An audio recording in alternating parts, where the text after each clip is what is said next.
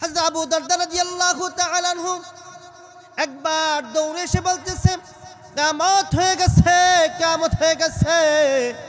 সাহাবারা ডাক দিয়ে বলে, আবু দারদা তুমি কি পাগল হয়ে গেছো, তুমি কি পাগল হয়ে গেছো? আবু দারদা বলে, কেন, তোমরা কি জানো না কোরআন বলে শামসু কুবিরাত, যেন দেখো আসমানের তারকাগুলো পড়ে যাবে, দেখো ওই তো জমিনের মধ্যে তারকা দেখা যায়, চন্দ্র দেখা যায়।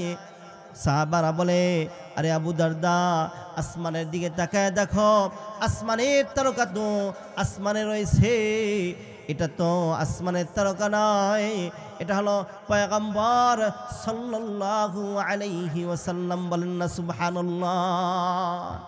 এ মুমিন মুসলমান, পয়গম্বরের এত সৌন্দর্য ছিল, পয়গম্বরের সৌন্দর্য আল্লাহ তাআলা পর্দা দিয়ে ঢেকে রাখতেন, মাঝে মাঝে এই পর্দা সরিয়ে দিতেন।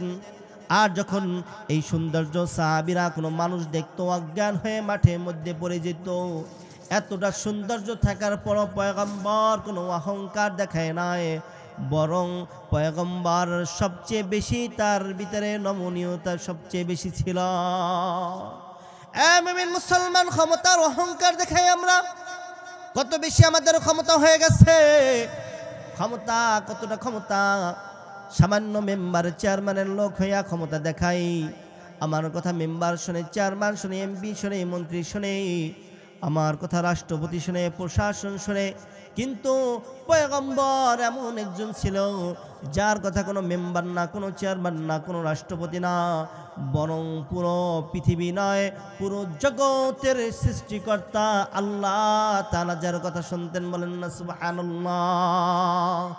এ মুমিন মুসলমান, কেমনে কেমনে হযরত হুযায়ফা রাদিয়াল্লাহু তাআলা আনহু একবার এসে বলতেছে, পয়গম্বর আমার কাছে একটা পালক পুত্র আছে, পুত্রটা বালেক হয়ে গেছে, কিন্তু যখন না বালেক ছিল আমরা তাকে আনসালাম, কিন্তু এখন তার সাথে তো পর্দা করা ফরজ হয়ে গেছে, কেননা ওই পুত্র না আমার ওরস জাতে জন্ম হয়েছে, না আমার স্ত্রীর ওরস জাতে জন্ম হয়েছে, আবার আমাদের উভয়ের কারো ওরস জাতে নয়, এমনকি আমরা তাকে দুধও পান করাই নাই, আবার আমাদের বংশীয় না, তার কোনো বোনের সন্তান না আমার কোনো বোনের সন্তান।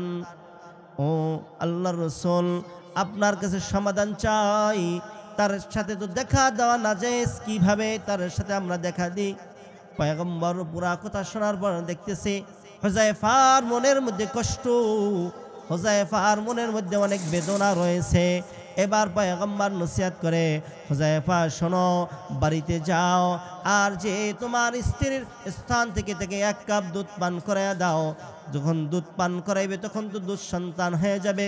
যাও হুযায়ফা, প্রত্যেকটা সন্তান যখন 2 বছর হয় এর আগে দুধ পান করাইতে হয়, কিন্তু হুযায়ফা আমি আল্লাহর কাছে বলে দেব, আল্লাহ পাক রব্বুল আলামিন তোমার এই দুধ পান করা কবুল করিয়ে নেবে। বলেন না সুবহানাল্লাহ।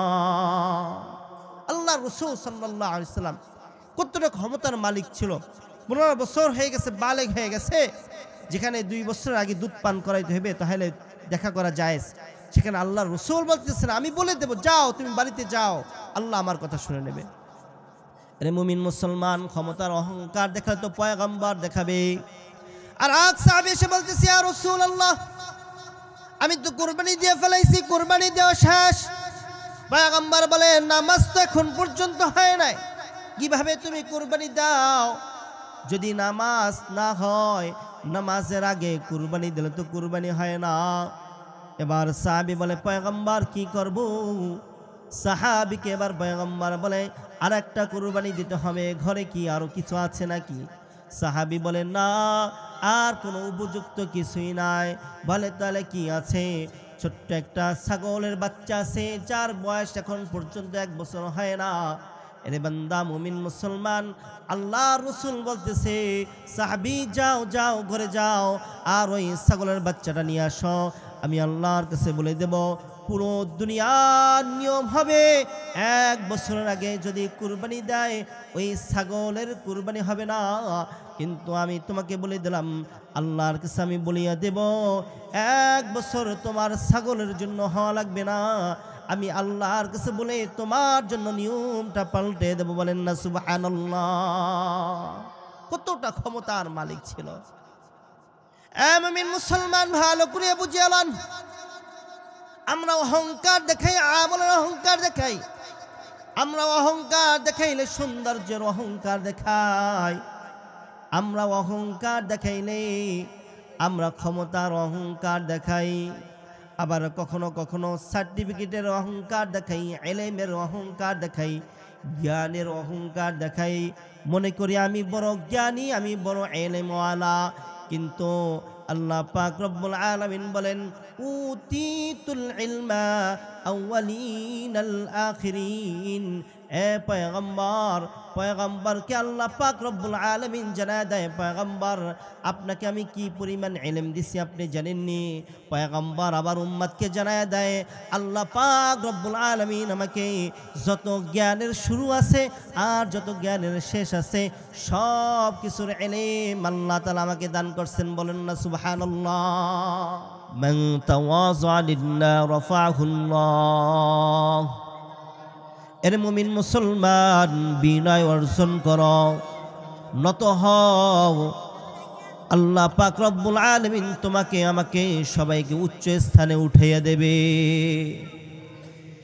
ইমাম শাফি রাহিমাহুল্লাহু তাআলা আনহু এই হাদিসের ব্যাখ্যা এভাবে বলেন, আরে বান্দা, দুনিয়ার মধ্যে যদি তুমি বিনয় অর্জন করো, দুনিয়ার মধ্যে যদি তুমি বিনয় অর্জন করো, তাহলে বান্দা দুনিয়ার মানুষ তোমাকে সম্মান দেবে, তোমাকে মর্যাদা দেবে, তোমাকে উচ্চ স্থানে বসাইবে। আর যদি বিনয় অর্জন না করিয়া তুমি যদি মনে করো উচ্চ স্থানে উঠবা আর মানুষের কাছে সম্মান চাও, মানুষের কাছে ইজ্জত চাও, তুমি সম্মান ইজ্জত পাবে না, বরঞ্চ মানুষ তোমাকে লাঞ্ছনা করবে, তোমাকে অপমান করবে, তোমাকে হ্যায় করে দেবে। ইমাম শাফি রাহিমাহুল্লাহু তাআলা বলেন, আরে বান্দা, এই হাদিস দ্বারা আল্লাহ রাসূল সাল্লাল্লাহু আলাইহি ওয়াসাল্লাম উম্মতকে কি বুঝায়? ইবনে হাজ রাহিমাহুল্লাহু তাআলা হাদিসের ব্যাখ্যা এভাবে বলেন, বান্দা, একটা লোক পানির মধ্যে নামলে যেরকম যতটুক নামে ততটুক ভেজে, ঠিক ওই রকম ভাবে একটা মানুষ যতটুক পরিমাণ বিনয় অর্জন করে আল্লাহ পাক রব্বুল আলামিন ওই বান্দাকে ততটুক পর্যন্ত উপর স্থানে উঠাইয়া দেয়। বলেন না সুবহানাল্লাহ। এ মুমিন মুসলমান, ভালো করে বুঝিয়া নাও, বিনয় এমন একটা জিনিস যা আজকে পাওয়া খুব অভাব, এমন একটা গুণ যা মানুষের ঘরের মধ্যেও নাই, মানুষের ঘরের বাহিরেও নাই, অফিসে নাই, আদালতে নাই, কোথাও নাই, মসজিদেও নাই, মাদ্রাসায়ও নাই। সকলেই মনে করে আমি অনেক বড়, আমি অনেক বড়, আমি অনেক বড়। কথা বলেন ঠিক কিনা? এ মুমিন মুসলমান, পয়গম্বরের এই একটা সিফাত যদি মানুষের ভিতরে থাকে, মানুষ এরকম ভাবে অনেক উচ্চ স্থানে উঠিয়া যায়। কারণ পয়গম্বর ঘোষণা করে আল্লাহ তাআলা তাকে অনেক উচ্চ স্থানে উঠিয়ে দেবে, শুধু জমিনে নয়, শুধু দুনিয়াতে নয়, আখিরাতেও ওই ব্যক্তির মর্যাদা অনেক উচ্চ স্থানে থাকবে। বলেন না সুবহানাল্লাহ। ঠিক ওই রকম ভাবে এই গুণের বিপরীত একটা দিক হলো অহংকার। কোন ব্যক্তির ভিতরে যদি অহংকার থাকে, আমি বড় অহংকার নিয়ে চলি, এই অহংকার দোষটা যদি থাকে, আল্লাহ পাক রব্বুল আলামিন বলেন, ইন্নাল্লাহা লা ইউহিব্বু মা কানা মুখতালা ফাকুর। বান্দা, যেই ব্যক্তির ভিতরে অহংকার থাকবে, আল্লাহ পাক রব্বুল আলামিন ওই ব্যক্তিকে মহব্বত করেন না, ভালোবাসেন না। এরে বান্দা, আমি একটু আপনাদের কাছে জিজ্ঞাসা করতে চাই, সন্তানকে যদি বাবা না ভালোবাসে, বলেন তো সন্তানের বাবা ভালো চায় না খারাপ চায়? খারাপ চায় না ভালো চায়? খারাপ চায়। কেননা যে সন্তানকে বাবা মহব্বত করে না, ওই সন্তান কখনোই দুনিয়ার ভিতরে সফলতা অর্জন করতে পারে না। ঠিক ওই রকম ভাবে আল্লাহ পাক রব্বুল আলামিন যেই বান্দার ভালো চায় না, ওই বান্দার কি চায়? ধ্বংস চায়।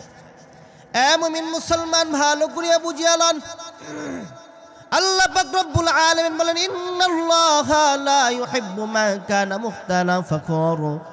যার অন্তরের মধ্যে অহংকার আছে, যার ভিতরে অহংকার আছে, আমি আল্লাহ ওই ব্যক্তিকে মহাব্বত করি না, ওই ব্যক্তিকে ভালোবাসি না। বান্দা বলেন তো অহংকার এমন একটা জিনিস, এই অহংকার আপনার আমার ভিতরে আছে কি নাই? একটু আওয়াজ দিয়ে বলেন আছে কি নাই? এর বান্দা আল্লাহ গোলাম সামান্য বিল্ডিংয়ের মালিক হইলেই অহংকার করি, সামান্য ক্ষমতার মালিক হইলেই অহংকার করি। আরে বান্দা ফেরাউনের ক্ষমতা আমাদের চেয়ে বেশি ছিল না কম ছিল? একটু আওয়াজ দিয়ে বলেন না বেশি ছিল না কম ছিল? যদি কথা বলেন তাহলে আমারও কথা বলতে সুবিধা হবে, কেননা ওস্তাদ যখন কথা বলে ছাত্রর কথা বলতে হয়। ওস্তাদ যদি কথা বলে ছাত্র কথা না বললে দুইজনের মধ্যে কোনো ফায়দা হয় না। ওই রকমভাবে মাহফিলের ময়দানটা হলো ছাত্র ওস্তাদের একটা মুআমালা। আলোচক যখন কথা বলে শ্রোতাদেরও কথা বলতে হয়। যদি আপনারা কথা বলেন আপনাদেরও ফায়দা আমারও ফায়দা, কথা বলতে রাজি আছেন কি নাই? এর মুমিন মুসলমান, ফেরাউনের ক্ষমতা আমাদের চেয়ে বেশি ছিল না কম? একটু আওয়াজ দিয়ে বলেন। এ মুমিন মুসলমান, নমরুদের ক্ষমতা আমাদের চেয়ে বেশি ছিল না কম? আরে মুমিন মুসলমান, আবু জাহেলের ক্ষমতা আমাদের চেয়ে বেশি ছিল না কম? সবার ক্ষমতা আমাদের চেয়ে বেশি ছিল।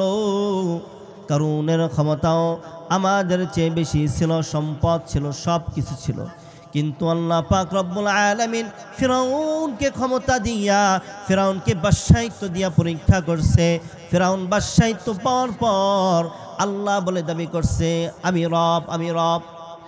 এ মুমিন মুসলমান, দুনিয়ার মধ্যে সবচেয়ে বড় গুনাহ হলো আল্লাহর সাথে শরীক করা।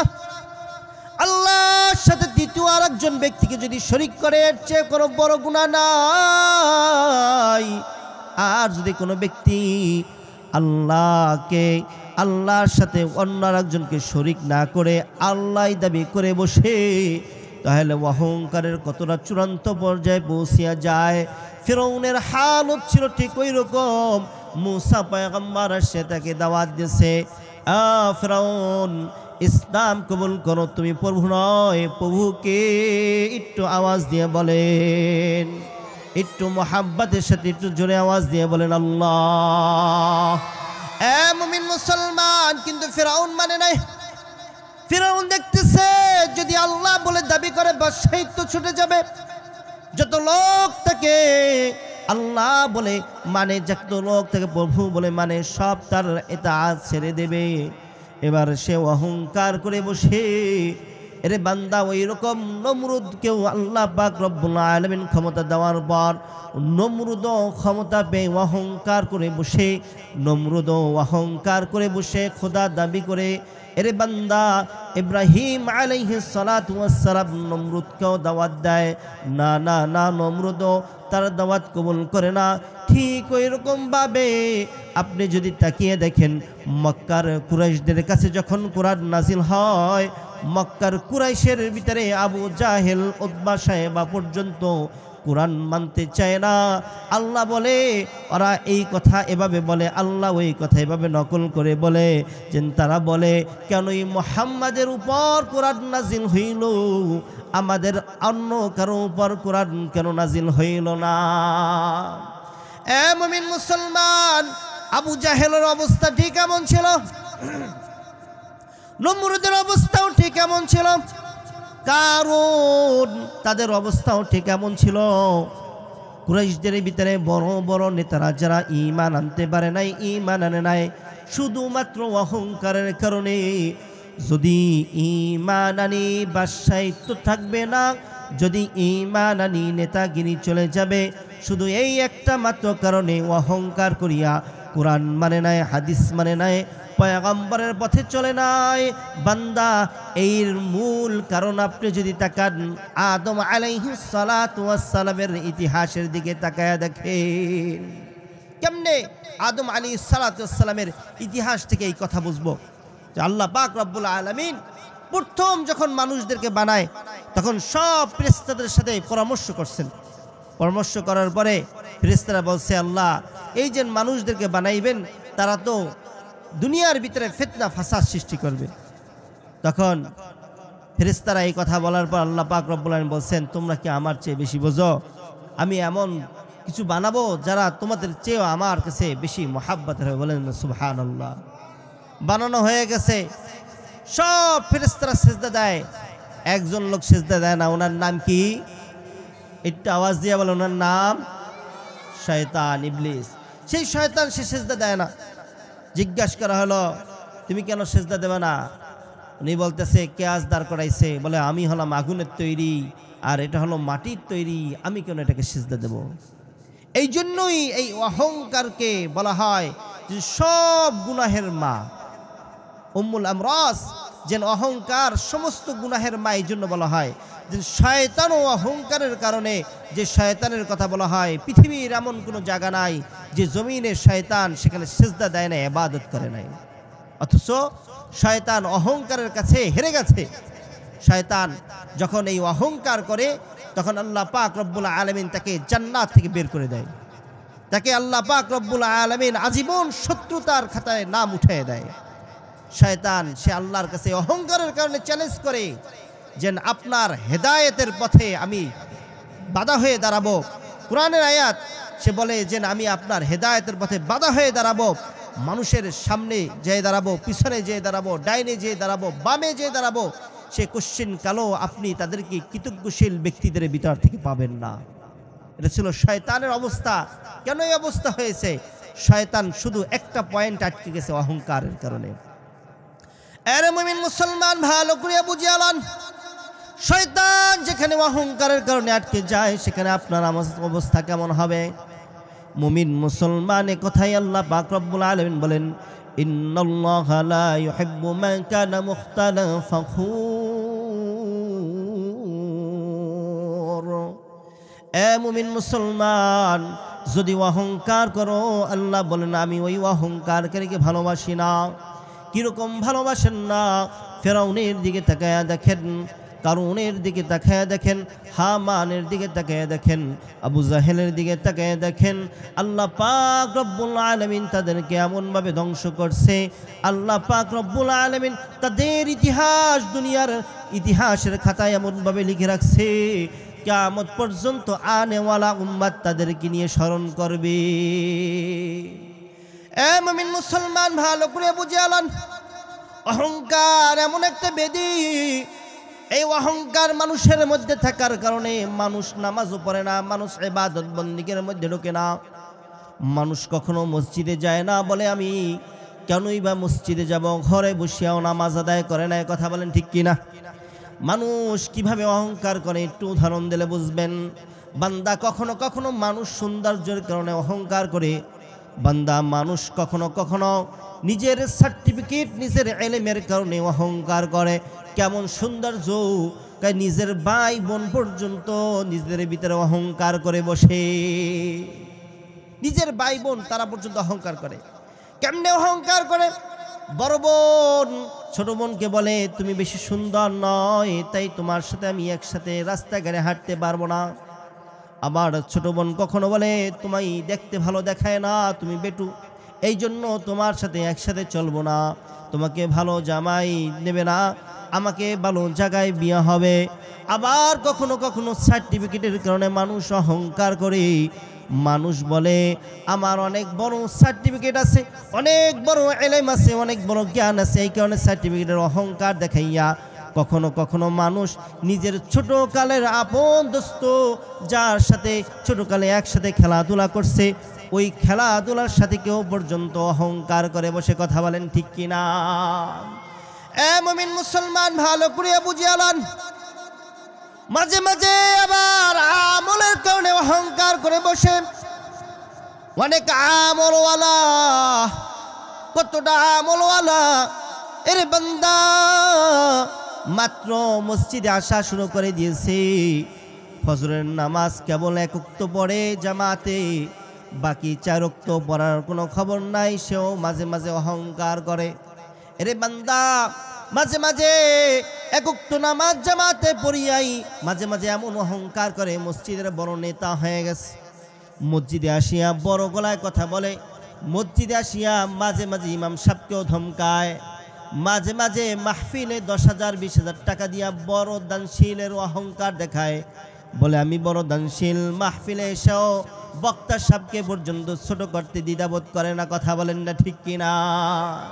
এ মুমিন মুসলমান, কখনো কখনো মানুষ আবার ক্ষমতার অহংকার দেখায়। কতটা ক্ষমতাওয়ালা, এত ক্ষমতা পাইছে সামান্য একজন মেম্বার। কতটা ক্ষমতাওয়ালা সামান্য একজন চেয়ারম্যান, কতটা ক্ষমতাওয়ালা সামান্য একজন মন্ত্রী। আবার মেম্বার না, চেয়ারম্যান না, এমপি না, সামান্য মেম্বারের লোক, চেয়ারম্যানের লোক, এমপির লোক হইয়া, মন্ত্রীর লোক হইয়া অহংকার দেখায়। আপনাদের এলাকায় নাই, কিন্তু আমি জানি সব এলাকায় আছে। কথা বলেন ঠিক কিনা? এ মুমিন মুসলমান, অহংকার দেখাইয়া কখনো কখনো 5 বছরের জায়গায় 10 বছর, 10 বছরের জায়গায় 15 বছর, আবার চতুর্থবার রানিং আইসাও 17 বছর পর্যন্ত থাকিয়া অহংকার দেখায় কি দেখায় না? কথা বলেন, দেখায় কি দেখায় না? এর মুমিন মুসলমান, আপনাদের বাংলাদেশে আছে 17 বছর ক্ষমতা চালাইয়া এতটা অহংকার হয়ে গেছে, আলেম ওলামায়ে কেরামদের কেউ তারা কখনো কখনো চেনে না। কথা বলেন ঠিক কিনা? এ মুমিন মুসলমান, ভালো করে বুঝে আলান। কথা বললে রাগ করবেন, বলবেন হুজুরে কি বলে, কিন্তু আমি বলবো অহংকারের কি পরিণাম। অহংকার দেখাইয়া মানুষ কতটা কঠিন অবস্থায় পৌঁছিয়া যায়। আমি আপনাদেরকে বাংলাদেশের একজন আলেমের গল্প শোনাবো। আপনারা সবাই শুনতে রাজি আছেন কিনা? এ মুমিন মুসলমান, কে না চেনে জুনায়েদ বাবু নগরী হুজুরকে? জুনায়েদ বাবু নগরী হুজুরের খাদেম। উনি জুনায়েদ বাবু নগরীর হুজুরের খাদেম হওয়ার কারণে জেলের মধ্যে গেছে। জুনায়েদ বাবু নগরীর খাদেম জেলের মধ্যে যাওয়ার পর ওনাকে যে রিমান্ড দিয়েছিল, উনি বলেছে আমাকে আমার পায়ের হাতের নখগুলো পেঁয়াজ দিয়ে টেনে টেনে, আমি জীবিত থাকা অবস্থায়, সজ্ঞানে থাকা অবস্থায় টেনে টেনে তারা উঠাইছে। এটা হলো অহংকারের মানুষের প্রতিচ্ছবি, যে অহংকার হয়ে গেলে, ক্ষমতা পেয়ে গেলে, পাওয়ার পেয়ে গেলে সে কি করবে দিশা পায় না। এর মুমিন মুসলমান, জুনায়েদ বাবু নগরী হুজুরের খাদেম কিছুদিন আগে ইন্ডিয়া চিকিৎসা নিয়ে আসছে। লিভার দুটো নষ্ট হয়ে গেছে, কিডনি সব ড্যামেজ। কি হয়েছে বলে আমাকে যখন রিমান্ডে দিয়েছে, আমাকে এমন কিছু ইনজেকশন পুশ করছে শরীরের মধ্যে, আমি নিজেও জানতাম না এই সমস্ত ঔষধ আমাকে কেন দেওয়া হয়েছে। এটা হলো এই বাংলাদেশের সামান্য আমাদের এই ছোট জায়গার কথা, যে সামান্য 10 বছর, 15 বছর, 16 বছর ক্ষমতা পাওয়ার পর অহংকার করে মানুষের উপর জুলুম করছে। আর তখনই জুলুম আসে যখন মানুষ ক্ষমতা পাওয়ার পর অহংকার করে বসে। ফেরাউন, নমরুদ বলেন, তারা সকলেই একটা সময় ক্ষমতা পাওয়ার পর জুলুম করে বসছে। অথচ হাদিসের মধ্যে আসছে জুলুম এত কঠিন জিনিস, যে জুলুম যখন মানুষ নিয়ত করে, যে আমি কোনো বাদশা নিয়ত করছে যে আমি এলাকার মধ্যে জুলুম করব, সাথে সাথে ওই এলাকার মধ্যে বরকত উঠে যাবে। একটা মানুষ নিয়ত করছে যে এই আমি জুলুম করব, তার নিজ দায়িত্বে যে সমস্ত এলাকা থাকে, হয় মেম্বার নয়, চেয়ারম্যান নয়, মন্ত্রী অথবা ঘরের একজন দায়িত্বশীল, তার ঘর থেকে কি হয়ে যাবে, বরকত উঠে যাবে। আবার যদি কোনো ব্যক্তি নিয়ত করে যে আমি জুলুম করব না, জুলুম উঠে নেব, এই নিয়ত করলো, আল্লাহ পাক রব্বুল আলামিনের রহমত নাজিল হয়ে যায়। বলেন না সুবহানাল্লাহ। মুমিন মুসলমান, ভালো করে বুঝিয়ালেন, পয়গম্বর বলে লা ইয়াদখুল জান্নাত মা কানা ফি কলবিহি মিসকাল যাররাতিন মিন কিবার। যার অন্তরের মধ্যে সামান্য বিন্দু থেকে বিন্দু পরিমাণও যদি অহংকার থাকে, ওই সামান্য যারা পরিমাণ অহংকার থাকলেও আল্লাহ পাক রব্বুল আলামিন ওই ব্যক্তিকে জান্নাতের মধ্যে দেবেন না। এ মুমিন মুসলমান, ভালো করে বুঝিয়ালেন কতটা কঠিন অবস্থা। যার সামান্য পরিমাণ, যাররা পরিমাণ অহংকার থাকে, যাররা পরিমাণ অহংকারের মাইনে কি? যাররা পরিমাণ অহংকারের অর্থ হইল এক ব্যক্তির হাত মধ্যে কোনো ক্ষমতা নাই, দাপট নাই, শক্তি নাই, টাকা নাই, পয়সা নাই, তবু বলে আমি তোকে পাইলে দেখাইয়া দিতাম। আপনাদের এলাকায় আছে কি নাই? কথা বলেন ঠিক কিনা? এ মুমিন মুসলমান, এরকম সামান্য দাপটওয়ালা ব্যক্তি সামান্য অন্তরের মধ্যে পোষণ করছে, আমি দেখা দিতাম। এই দেখানোর কারণে ওই ব্যক্তির ভিতরে সামান্য যাররা পরিমাণ অহংকার, আর এই যাররা পরিমাণ অহংকারের কারণে আল্লাহ পাক রব্বুল আলামিন তাকে জান্নাত দেবেন না। আর বান্দা এইরকম পদে পদে যদি আমার অহংকার থাকে, সৌন্দর্যের মধ্যেও যদি আমার অহংকার থাকে, ক্ষমতার মধ্যেও যদি আমার অহংকার থাকে, আমলের মধ্যেও যদি আমার অহংকার থাকে, আমার পদ পদবীর মধ্যে শিক্ষার মধ্যেও যদি আমার অহংকার থাকে, তাহলে আমাকে জান্নাত তো দূরের কথা, জাহান্নামের নিম্ন তলদেশে নিক্ষেপ করবে। মুমিন মুসলমান আমলের অহংকার কেমন? বান্দা আমলের অহংকার, সামান্য নামাজ পড়ে যেরকম আমরা অহংকার করি, কিন্তু এই নামাজ আমাদের চেয়েও একদল আছে যারা সামান্য দিনের বেলা 5 ওয়াক্ত নামাজ পড়ে না, বরং তাহাজ্জুদের নামাজ পড়ে। অহংকার করলে তো তারা করবে, অহংকার করলে তো হযরত আবু বকর সিদ্দিক রাদিয়াল্লাহু তাআলা আনহু করবে। আমরা তো সামান্য নাদান ব্যক্তি, আমরা কিভাবে 5 ওয়াক্ত নামাজের ভিতরে 2 ওয়াক্ত জামাতে পড়ে অহংকার করি? আমরা কিভাবে সামান্য মেসওয়াক ধরে অহংকার করি? আমরা কিভাবে একদিন পাগড়ি পরে অহংকার করে আমলের বড়াই দেখাই, একদিন তাহাজ্জুদ পরে রাস্তায় হাঁটিয়ার দেখাই আমি বড় তাহাজ্জুদ গুজার হয়ে গেছি। আমি অহংকার করি কিভাবে, যেখানে আমি সামান্য মাত্র 10,000 টাকা দান করি, সামান্য 20,000 টাকা দান করে আমি অহংকার করি, সামান্য একটা পদ পদবি পাই আমি অহংকার করি। অথচ অহংকার করলে করা উচিত ছিল হযরত আবু বকর সিদ্দিক রাদিয়াল্লাহু তাআলা আনহু। কে আবু বকর? পয়গম্বর যার কথা বলেন, পৃথিবীর ভিতরে যত মানুষ আছে, যারাই আছে না কেন, জান্নাতের মধ্যে যারা সর্বপ্রথম প্রবেশ করবে, পয়গম্বর বলেন সর্বপ্রথম আমি ঢুকব। পয়গম্বর বলেন আমার পর সব নবী রাসূলরা জান্নাতে প্রবেশ করবে, আর সব নবী রাসূলের পর 8টা জান্নাতের দরজা টাস করে খুলে যাবে। প্রত্যেকটা দরজা ডাকবে আবু বকর আসো আসো, আমার এই দরজা দিয়ে প্রবেশ করো।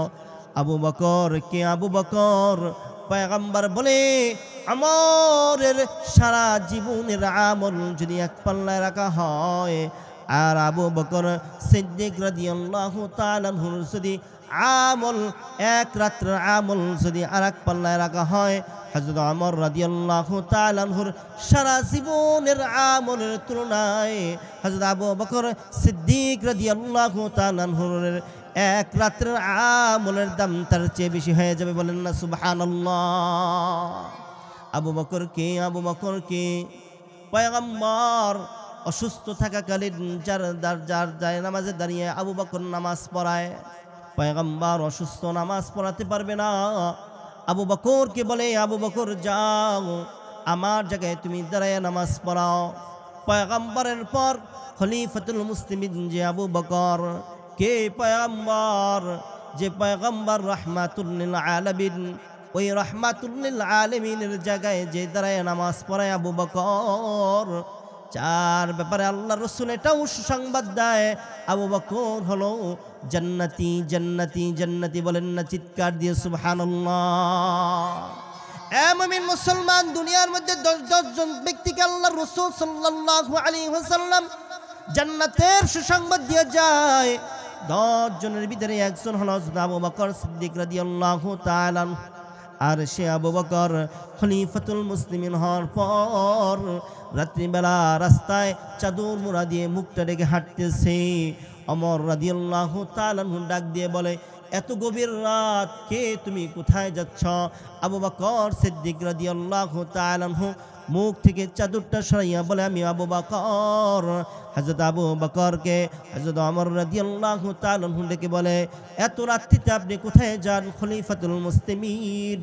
হযরত আবু বকর সিদ্দিক রাদিয়াল্লাহু তাআলা বলে, এত রাত্রিতে আমার এক পূজার খিদমত করতে যাই, কেননা সারাদিন আমি নিজের দেশের বিভিন্ন কাজে ব্যস্ত থাকি, মানুষের খিদমত করতে পারি না। আর আমার এক পূজা অসুস্থ থাকার কারণে নিজের সংসারের কাজ আগাইতে পারে না। আমি আবু বকর ওই ব্যক্তির খেদমত একটু করতে যাই, যাতে করে ওই ব্যক্তির সংসারের কাজ করতে সহজ হয়। ওমর রাদিয়াল্লাহু তাআলা বলেন, এত কষ্ট কিসের জন্য? আবু বকর ডাক দিয়া বলে, ওমর, যদি আমার আল্লাহ এই সামান্য কাজের জন্য এই ইবনে কুফাকে, আবু বকরকে জাহান্নাম থেকে মুক্তি দিয়ে দেয়। বলেন না সুবহানাল্লাহ।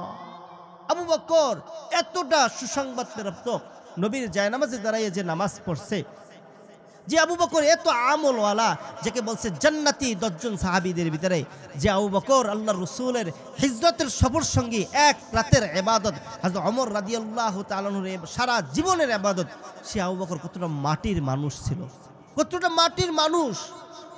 আজকে আমাদের হালত কি? কত ইমাম সাহেবকে তো সালাম দিলে সালামও লয় না, কত মসজিদের মুহাদ্দিসরা তো, মাদ্রাসার হুজুররা তো আর একদিক মুখ ফিরে হেঁটে যায়। এই কিছুদিন আগে এক জায়গায় আলোচনা করছি, করার পরে স্টেজ থেকেই অহংকারের বিষয়ে আলোচনা করে, স্টেজ থেকে যখন নামছি এক ব্যক্তি ওঠে, সালাম দিলাম, কি জানি ভাবছে, কি মনে করছে, আর একদিক ফিরে হেঁটে গেছে। এটি হলো বর্তমান জমানা, এই অবস্থা। আর আবু বকর রাদিয়াল্লাহু তাআলা এতটা আমল আলা, তবু সারাদিন দেশের কাজ খলিফা হয়ে করার পরে রাত্রিবেলা পূজার খেদমত করতে গেছে। হযরত আবু বকর রাদিয়াল্লাহু তাআলা কে ডাক দিয়ে বলতেছেন, আবু বকর, ভালো কথা, আপনি পূজার খেদমত করতে যান, কিন্তু খালি পায়ে মদিনার পাথরময় রাস্তার মধ্যে হাঁটতেছেন, অথচ মদিনার রাস্তাগুলো পাথরময়, আপনার পাওটা তো কেটে যাবে, আপনি তো ব্যথা পাবেন। এত বলি আপনাকে ভাতা বাড়াইয়া দিই, আপনার জন্য সহজ হবে, সংসার চালাইতে ভালো হবে। না না, ভাতা বাড়াইয়া নেন না, বরঞ্চ খালিফায় হাঁটতেছেন, খালিফায় হাঁটতেছেন। এ আবু বকর, আমার জুতা জোড়া আপনি নিয়ে যান, আপনাকে দিয়ে দিলাম। খলিফাতুল মুসলিমিন আবু বকর সিদ্দিক রাদিয়াল্লাহু তাআলা আনহু বলে, ওমর, আমি খালিফায় হাঁটতেছি, আমার জুতা নাই এই কারণে নয়, বরঞ্চ আমার জুতার পায়ে এই গভীর রজনীতে কোন জানি মার, কোন জানি ছোট বাচ্চার, কোন জানি মুরাব্বির ঘুমের ডিস্টার্ব হবে, এই কারণে আমি জুতা ছাড়া এই পাথরময় রাস্তায় হাঁটতেছি। কত নমনীয়তা ছিল। যে আমরা, আমাদের যুবকরা, এখানে অনেক যুবকরা আছে, জন্য বলি, যুবকরা তো হুন্ডার সাইলেন্সার খুলে তারপর এরকম মেশিন লাগাই লয়, আওয়াজ করে এলাকার এক এলাকা থেকে আর এক এলাকা পর্যন্ত ছড়াইতে থাকে। কথা বলেন ঠিক কিনা? কি আপনাদের এলাকায় অনেক যুবকরা আছে, জন্য বললাম। অথচ আবু বকর সিদ্দিক রাদিয়াল্লাহু তাআলা আনহু নিজের জুতা খুলে হাঁটছেন, খলিফা। এর মুমিন মুসলমান, ভালো করে আবু জালান খলিফা হয়েও এত নমনীয়তা ছিল। এ মুমিন, সৌন্দর্যের অহংকার যদি করে তাহলে তো পয়গম্বর করবে। আমরা কিসের সৌন্দর্য? মা আয়েশা বলে, আল্লাহর রাসূলকে যদি ইউসুফ নবীর জামানার উম্মতের মহিলারা যদি আমার রাসূল, আল্লাহর রাসূলকে দেখে, তাহলে ইউসুফ নবীকে দেখে ইউসুফ নবীর জামানার মহিলারা তো তাদের হাত কেটেছিল। মা আয়েশা বলে, আল্লাহর রাসূলকে দেখলে তারা তাদের হাত না, তাদের কলিজা কেটে ফেলতো। বলেন না সুবহানাল্লাহ। হযরত আবু দারদা রাদিয়াল্লাহু তাআলা আনহু একবার দৌড়ে এসে বলতেছে, কিয়ামত হয়ে গেছে, কিয়ামত হয়ে গেছে। সাহাবারা ডাক দিয়ে বলে, আবু দারদা, তুমি কি পাগল হয়ে গেছো? তুমি কি পাগল হয়ে গেছো? আবু দারদা বলে, কেন? তোমরা কি জানো না কোরআন বলে, শামসু কুবিরাত, যেন দেখো আসমানের তারকাগুলো পড়ে যাবে, দেখো ওই তো জমিনের মধ্যে তারকা দেখা যায়, চন্দ্র দেখা যায়। সাহাবারা বলে, আরে আবু দারদা, আসমানের দিকে তাকায় দেখো, আসমানের তারকা তো আসমানে রয়েছে, এটা তো আসমানের তারকা নয়, এটা হলো পয়গম্বর সাল্লাল্লাহু আলাইহি ওয়াসাল্লাম। বলেন না সুবহানাল্লাহ।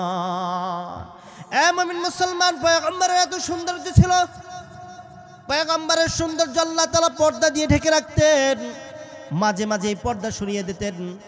আর যখন এই সৌন্দর্য সাহাবীরা কোনো মানুষ দেখতো, অজ্ঞান হয়ে মাঠের মধ্যে পড়ে যেত। এতটা সৌন্দর্য থাকার পরও পয়গম্বর কোনো অহংকার দেখায় নাই, বরং পয়গম্বর সবচেয়ে বেশি, তার ভিতরে নমনীয়তা সবচেয়ে বেশি ছিল। এ মুমিন মুসলমান, ক্ষমতার অহংকার দেখাই আমরা, কত বেশি আমাদের ক্ষমতা হয়ে গেছে। ক্ষমতা, কতটা ক্ষমতা! সামান্য মেম্বার, চেয়ারম্যানের লোক হইয়া ক্ষমতা দেখাই। আমার কথা মেম্বার শোনে, চেয়ারম্যান শোনে, এমপি শোনে, মন্ত্রী শোনে, আমার কথা রাষ্ট্রপতি শুনে, প্রশাসন শুনে, কিন্তু পয়গম্বর এমন একজন ছিল যার কথা কোনো মেম্বার না, কোনো চেয়ারম্যান না, কোনো রাষ্ট্রপতি না, বরং পুরো পৃথিবী নয়, পুরো জগতের সৃষ্টিকর্তা আল্লাহ তাআলা যার কথা শুনতেন, বলেন না সুবহানাল্লাহ। এ মুমিন মুসলমান, কেমনে কেমনে হযরত হুযায়ফা রাদিয়াল্লাহু তাআলা আনহু একবার এসে বলতেছে, পয়গম্বর আমার কাছে একটা বালক পুত্র আছে, পুত্রটা বালেক হয়ে গেছে, কিন্তু যখন না বালেক ছিল আমরা তাকে আনসালাম, কিন্তু এখন তার সাথে তো পর্দা করা ফরজ হয়ে গেছে, কেননা ওই পুত্র না আমার ওরস জাতে জন্ম হয়েছে, না আমার স্ত্রীর ওরস জাতে জন্ম হয়েছে, আবার আমাদের উভয়ের কারো ওরস জাতে নয়, এমনকি আমরা তাকে দুধও পান করাই নাই, আবার আমাদের বংশীয় না, তার কোনো বোনের সন্তান না আমার কোনো বোনের সন্তান। ও আল্লাহর রাসূল, আপনার কাছে সমাধান চাই, তার সাথে তো দেখা দেওয়া না যায়, কিভাবে তার সাথে আমরা দেখা দিই? পয়গম্বর পুরা কথা শোনার পর দেখতেছে হুযায়ফার মনের মধ্যে কষ্ট, হুযায়ফার মনের মধ্যে অনেক বেদনা রয়েছে। এবার পয়গম্বর নসিহত করে, হুযায়ফা শোনো, বাড়িতে যাও, আর যে তোমার স্ত্রীর স্থান থেকে এক কাপ দুধ পান করাইয়া দাও, যখন দুধ পান করাইবে তখন তো দুধ সন্তান হয়ে যাবে। যাও হুযায়ফা, প্রত্যেকটা সন্তান যখন 2 বছর হয় এর আগে দুধ পান করাইতে হয়, কিন্তু হুযায়ফা আমি আল্লাহর কাছে বলে দেব, আল্লাহ পাক রব্বুল আলামিন তোমার এই দুধ পান করা কবুল করিয়ে নেবে, বলেন না সুবহানাল্লাহ। আল্লাহ রাসূল সাল্লাল্লাহু আলাইহি সাল্লাম কতটা ক্ষমতার মালিক ছিল, 15 বছর হয়ে গেছে, বালেগ হয়ে গেছে, যেখানে 2 বছর আগে দুধ পান করাইতে হবে তাহলে দেখা করা জায়েজ, সেখানে আল্লাহ রাসূল বলতেছেন আমি বলে দেব, যাও তুমি বাড়িতে যাও, আল্লাহ আমার কথা শুনে নেবে। আরে মুমিন মুসলমান, ক্ষমতার অহংকার দেখালে তো পয়গম্বর দেখাবে। আর এক সাহাবী এসে বলতেছে, ইয়া রাসূলুল্লাহ, আমি তো কুরবানি দিয়ে ফেলাইছি, কুরবানি দেওয়া শেষ। পয়গম্বর বলে, নামাজ তো এখন পর্যন্ত হয় নাই, কিভাবে তুমি কুরবানি দাও? যদি নামাজ না হয়, নামাজের আগে কুরবানি দিলে তো কুরবানি হয় না। এবার সাহাবী বলে, পয়গম্বর কি করব? সাহাবীকে এবার পয়গম্বর বলে, আর একটা কুরবানি দিতে হবে, ঘরে কি আরো কিছু আছে নাকি? সাহাবী বলে, না, আর কোনো উপযুক্ত কিছুই নাই। বলে, তাহলে কি আছে? ছোট্ট একটা ছাগলের বাচ্চা আছে, যার বয়স এখন পর্যন্ত 1 বছর হয় না। এরে বান্দা মুমিন মুসলমান, আল্লাহ রাসূল বলতেছে, সাহাবী যাও যাও ঘরে যাও, আর ওই ছাগলের বাচ্চাটা নিয়ে আসো, আমি আল্লাহর কাছে বলে দেব, পুরো দুনিয়ার নিয়ম হবে 1 বছরের আগে যদি কুরবানি দেয় ওই ছাগলের কুরবানি হবে না, কিন্তু আমি তোমাকে বলে দিলাম, আল্লাহর কাছে আমি বলিয়া দেব, 1 বছর তোমার ছাগলের জন্য হওয়া লাগবে না, আমি আল্লাহর কাছে বলে তোমার জন্য নিয়মটা পাল্টে দেব, বলেন না সুবহানাল্লাহ। কতটা ক্ষমতার মালিক ছিল। এ মুমিন মুসলমান, ভালো করে বুঝে আলান, আমরা অহংকার দেখাই, আমলের অহংকার দেখাই, আমরা অহংকার দেখাইলে সৌন্দর্যের অহংকার দেখাই, আমরা অহংকার দেখাইলে আমরা ক্ষমতার অহংকার দেখাই, আবার কখনো কখনো সার্টিফিকেটের অহংকার দেখাই, ইলমের অহংকার দেখাই, জ্ঞানের অহংকার দেখাই, মনে করি আমি বড় জ্ঞানী, আমি বড় ইলমওয়ালা, কিন্তু আল্লাহ পাক রব্বুল আলামিন বলেন, উতিতুল ইলমা আউয়ালিন আল আখিরিন। এ পয়গম্বর, পয়গম্বরকে আল্লাহ পাক রব্বুল আলামিন জানায় দেয়, পয়গম্বর আপনাকে আমি কি পরিমাণ ইলম দিছি আপনি জানেননি? পয়গম্বর আবার উম্মতকে জানায় দেয়, আল্লাহ পাক রব্বুল আলামিন আমাকে যত জ্ঞানের শুরু আছে আর যত জ্ঞানের শেষ আছে সব কিছুর ইলম আল্লাহ তাআলা আমাকে দান করছেন, বলেন না সুবহানাল্লাহ। এটা ছিল পয়গম্বরের ইলমের ধাস। আর আমাদের হালত, আমরা তো সামান্য ছোটখাটো ভার্সিটিতে পড়েই আমরা অনেক অহংকার দেখাই, অনেক কিছু দেখাই, অথচ আল্লাহ পাক রব্বুল আলামিন এই অহংকারকে কি ভালোবাসেন না? অহংকার দেখাইয়া কখনো কখনো মাহফিলের ময়দানে এসেও বসি না, মনে করি এই চাটাইয়ের ময়দানে বসবো কেন? আমার তো বাসায় এসি আছে, আমার তো বাসায় জাজিম বিছানো আছে, এই জন্য আসতে চাই না, দিনই মজলিসে আসে না। দিনই ময়দানে এসে বসি না, আমাদের অহংকারের কারণে ক্ষমতা পেয়ে মানুষের উপর জুলুম করে বসে। অথচ একটা সময় এই দুনিয়া ছেড়ে চলে যেতে হবে, অথচ একটা সময় যার অহংকারই দেখায় ওই জিনিস আর থাকবে না। মরণ থেকে যতই পালাও মরণ তোমায় নিবে ঘিরি,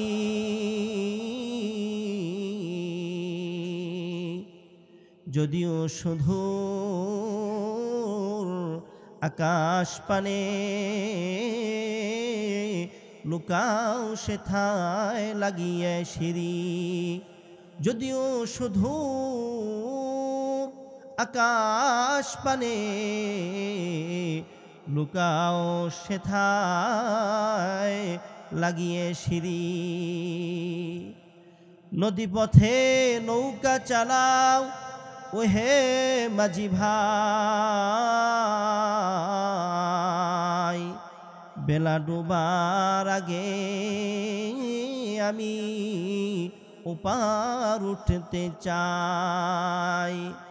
এ মুমিন মুসলমান, ভালো করে বুঝে আলান, আমরা যে জিনিসের অহংকার দেখাই, কখনো সৌন্দর্যের, কখনো ক্ষমতার, কখনো আবার ইলমের, কখনো আবার কত কিছুর অহংকার দেখাই, কিন্তু আল্লাহ বলেন কোনো জিনিসই থাকবে না, তুমিও থাকবে না, একদিন আমার কাছে চলে যেতে হবে। ভালো করিয়া বুঝিয়ে লন, আমার দাদা এরা কই আছে কি নাই, কথা বলেন আছে কি নাই? বান্দা অনেকের এখানে নিজের বাবা মাও দুনিয়ায় নাই, যেরকম ভাবে দাদার দাদা নানা নানি, এদের নানা নানি কেউই দুনিয়ায় নাই, ঠিক ওই রকম ভাবে একটা সময় আমার বাবা মা তারাও দুনিয়া ছেড়ে চলে যাবে, আবার একটা সময় আমিও আপনি দুনিয়া থেকে চলে যাবেন। ভালো করিয়া বুঝিয়া লন, আর যেদিন দুনিয়া থেকে চলে যাব সেদিন যদি আল্লাহর কাছে যাই, ওই কবরের মধ্যে যাওয়ার পর যদি আমি আল্লাহর কথা না শুনি, এই দুনিয়ার ভিতরে বসিয়া যদি আল্লাহর পথে না চলিয়া যদি ওই কবরের মধ্যে যাই, দুনিয়ার মধ্যে থেকে যদি নবীর পথে না চলিয়া ওই কবরের মধ্যে যাই, হাদিসের অনুসরণ না করে যদি কবরের মধ্যে যাই, কবরের মধ্যে যাওয়ার পর আমাকে তিনটা প্রশ্ন করবে, মান রাব্বুকা ওয়া মান দীনুকা ওয়া মান নাবিয়ুকা। এই বান্দা, তুমি তোমার প্রভুর পরিচয় দাও, তুমি তোমার দ্বীনের পরিচয় দাও, তুমি তোমার নবীর পরিচয় দাও। বান্দা বলেন তো, যদি দুনিয়ায় বসিয়া যদি আল্লাহর পথে না চলি, যদি দুনিয়ায় বসিয়া যদি নবীর পথ অনুসরণ না করে, যদি দুনিয়ায় বসিয়া ইসলামকে না মানি, ওই কবরের মধ্যে কোশ্চেন কালো প্রশ্নের জবাব দিতে পারবো না। এরে বান্দা মুমিন মুসলমান, অহংকার করে কি লাভ? কিয়ামতের ময়দানে আল্লাহ পাক রব্বুল আলামিন ডাক দিয়া বলবে, উলাইকাল মুতাকাব্বিরুন। কোথায় অহংকারকারীরা, কোথায়?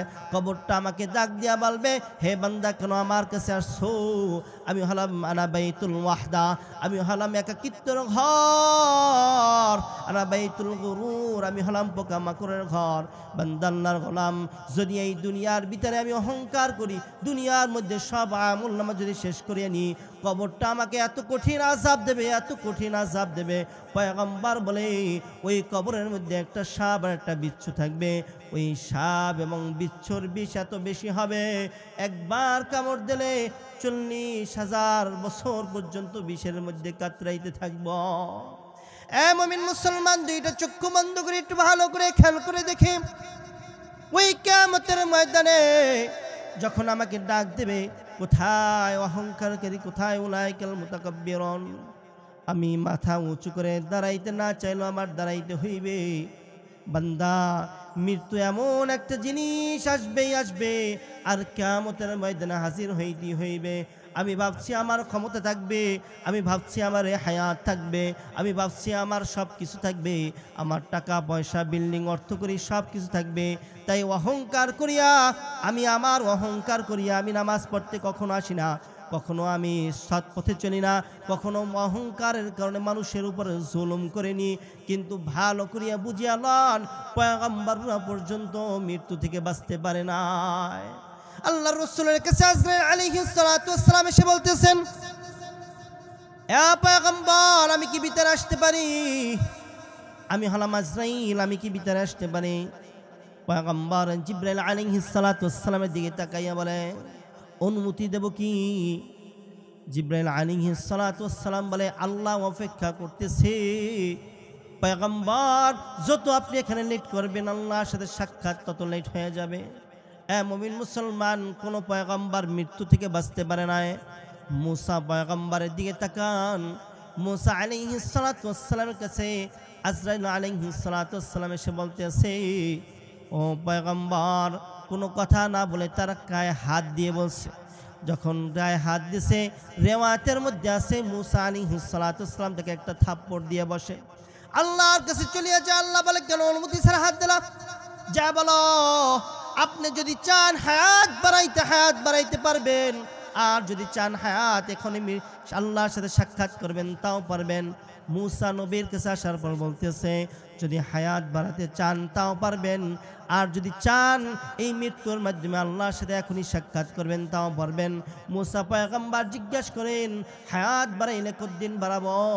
আল্লাহর ওই আজরাইল আলাইহিস সালাতু ওয়াস সালাম বলে, আপনি একটা গাভীর উপর হাত রাখবেন, আর ওই হাতের নিচে যত পশম থাকবে ওই পশমগুলো গুনে গুনে আপনার জন্য বছর বাড়ানো হবে।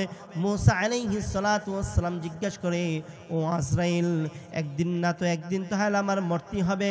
যখন আমার মরতে হবে তাহলে কেন আমি আল্লাহর সাথে সাক্ষাৎ করতে লেট করব? আমাকে এখনই নিয়ে যাও। এই জন্য মেরে ভাই ও বস্তু বুজুর্গ, এই কথাই বুঝাইতে চাই, ভালো করে বুঝিয়ে লন। সৌন্দর্যের অহংকার দুনিয়ায় দেখায় লাভ নাই, ক্ষমতার অহংকার দুনিয়ায় দেখায় লাভ নাই, শিক্ষার অহংকার দুনিয়ায় কোনো দেখায় লাভ নাই। বান্দা, এই দুনিয়া ছাড়িয়ে একদিন চলে যেতে হবে। বরংস যা দিয়েছে আল্লাহ পাক রব্বুল আলামিন, এটার কদরদারি করি। কিভাবে কদরদারি করব? পয়গম্বর শিখিয়ে দেয় যে, বান্দা সবসময় বলো, আল্লাহ শক্তি দিয়েছেন আপনি, ক্ষমতাও আপনি দিয়েছেন, টাকা পয়সা বাড়ি গাড়ি সব আপনি দিয়েছেন, আর আপনার পথে চলতে চাই। বান্দা যদি এই কথাগুলোর উপর রাজি থাকেন, এখনই দুইটা হাত উঁচু করে আল্লাহকে দেখাই দেন, বলেন আল্লাহু আকবার।